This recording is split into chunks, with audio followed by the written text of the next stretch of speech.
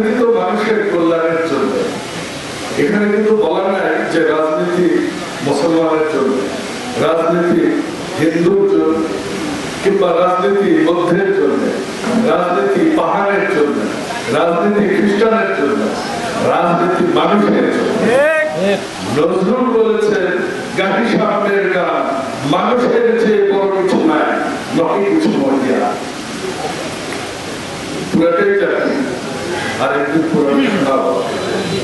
তো আমরা যদি মানুষ হয়ে থাকি, এর চেয়ে আর কোনো বড় পরিচয় আমাদের এখন থাকবার দরকার নেই। প্রথমত আমরা মানুষ, তারপর আমরা বাংলাদেশী। বাংলাদেশ যখন স্বাধীন হয়েছে তখন কি শুধু মুসলমানরা যুদ্ধ করছে? তখন কি সাঁওতালরা যুদ্ধ করেনি? এনজিওর কিস্তি প্রথমবার বিকাশ পেমেন্ট করলেই 20 টাকা ইনস্ট্যান্ট ক্যাশব্যাক। তখন কি হিন্দুরা যুদ্ধ করেনি? তখন কি পাহাড়িরা যুদ্ধ করেনি? তখন কি মারমারা যুদ্ধ করেনি? চাকমারা যুদ্ধ করেনি?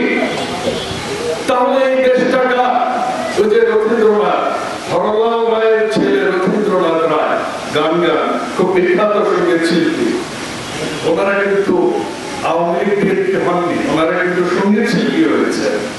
রবীন্দ্রনাথ দত্ত বলছে না, এই দেশ চাষাদের, মজুরের, শ্রমিকের, আমার দেশ সব মানুষের।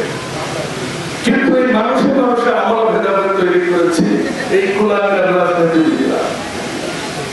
আমরা মানুষের মধ্যে রাজনীতি ঢুকে গেছি। আমরা ঢুকে গেছি যে হুদা দাঁড়িয়ে গেছে, হুদা মুসলমান, হুদা মসজিদে বসবে। আমরা মনে করছি যে আমি হিন্দু, আমি পূজায় দেওয়া দিব না। ঈদের সময় আর হিন্দুদের মুসলমানরা দেয় না, আর মুসলমানরা পূজায় কোনো দেওয়া দেয় না। এদেশ তো সবার, এদেশ হিন্দু, এদেশ মুসলমান।